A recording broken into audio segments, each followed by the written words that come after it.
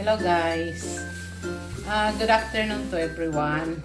Ngayon mag-share ako ng favorite ng Bisaya na delicacy, yung tinatawag na binangkal. It's a ball with sesame. Sige, ito. Papakita ko na lang sa inyo. I have here 3 cups of all-purpose flour. And to that, I'll be adding 1/2 cup ng white sugar. Then, I'll be putting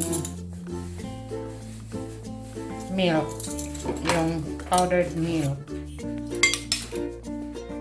3 tablespoons para malinamnam. Pwede nyo rin ito ibenta, guys.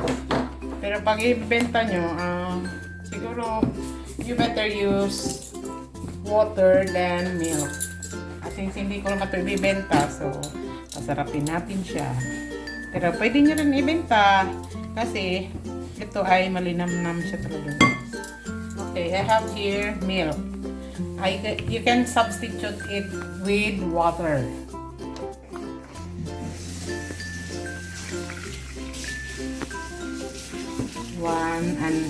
One half cup plus 1/4.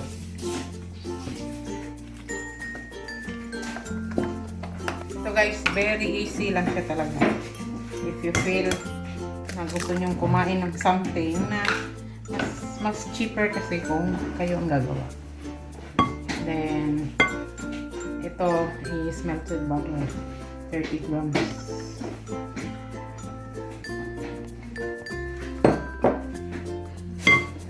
Dapat kanina ko pinagay.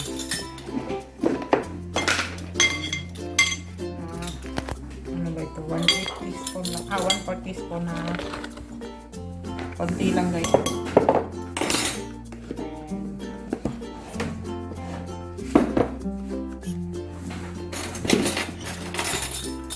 Half a teaspoon lang ng calamine. Then I'll be adding my vanilla bean.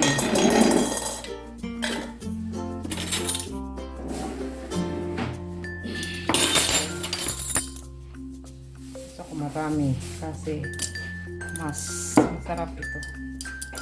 Because this is original vanilla bean na pinakuluan ko until na mag-reduce siya, reducted. Na-reduce na yan siya.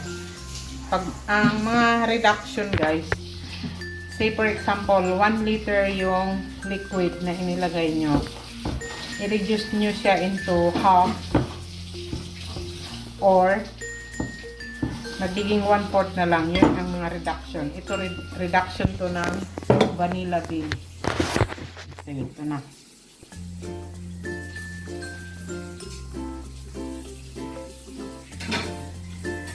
Pwede na itong bilog-bilogin.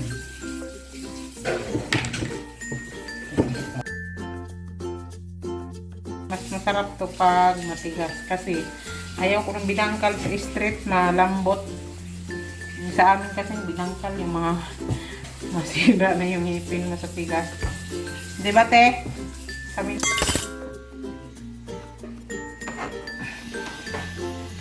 ganonin nyo lang guys hanggang magsama-sama sila.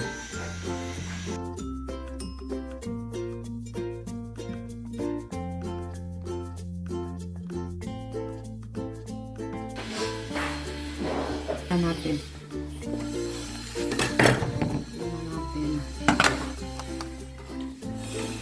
Kung plan nyo mag-business nito guys, kailangan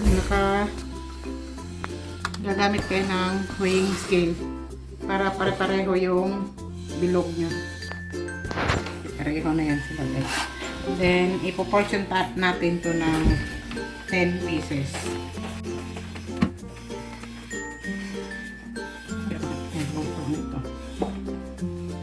So, 40 grams.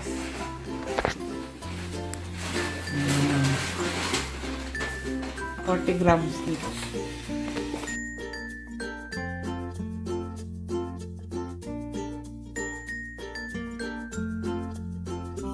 Gusto ko kasi maliliit kasi matagal ito maluto. Yung loob niya, yung labas, ano na, dry out, dark na, tapos yung loob, ano pa siya, hilaw.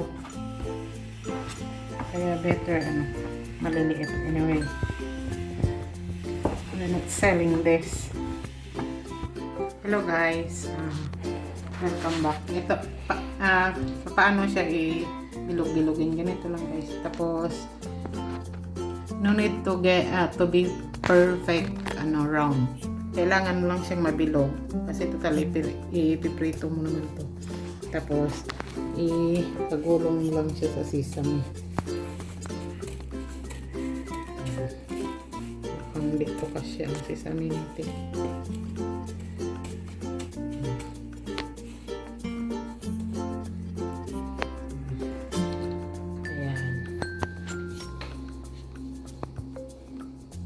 Mga paborito ko nung bata pa ako ay nagagawa ko. Thank God sa talent na binigay ng Diyos sa akin na natuto ko magluto. I don't need to buy outside. Hello guys, umpisahan na natin mag-fry ng ating binangkal. Okay, itatry ko muna kasi baka mamaya hindi pa siya ready. Pero ito ang itsura niya.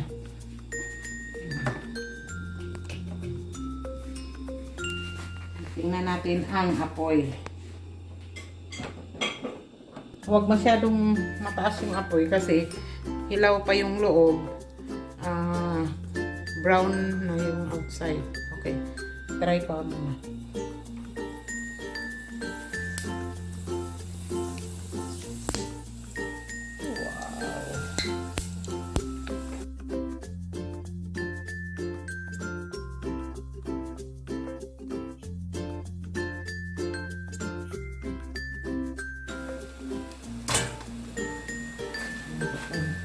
Yan na guys.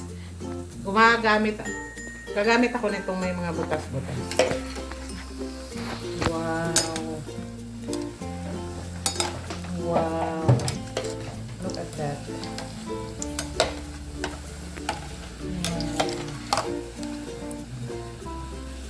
Hinaan natin konti para hindi siya majunog.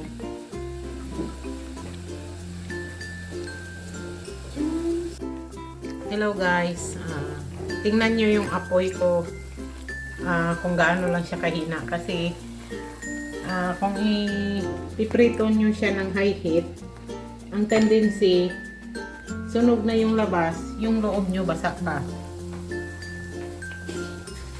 Hello guys, ito na guys, samusgahan na natin. Ito na yung ating binangkal with love, then accompanied with black coffee, no sugar.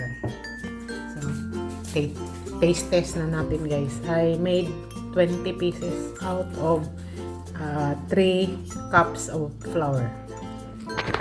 Ganun ibukas, ipakita mo yung guys. Ching! See? Luto siya guys kasi mahina yung apoy. Pero pag lakasan mo yung apoy, 1000% basa yung gitna. Ayan, napakasarap na. Husgahan na natin. Okay? Narinig niyo yun? Crispy. Masarap. Malinamnam siya guys kasi meron akong nilagay na ang butter ko is yung expensive butter. Naglagay ako ng powdered milk. I use Bear Brand.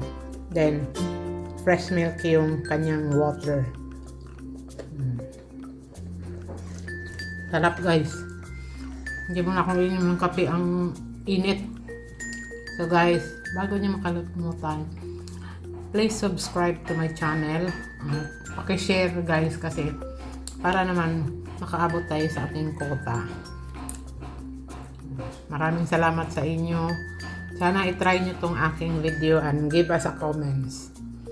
Thank you guys. Bye!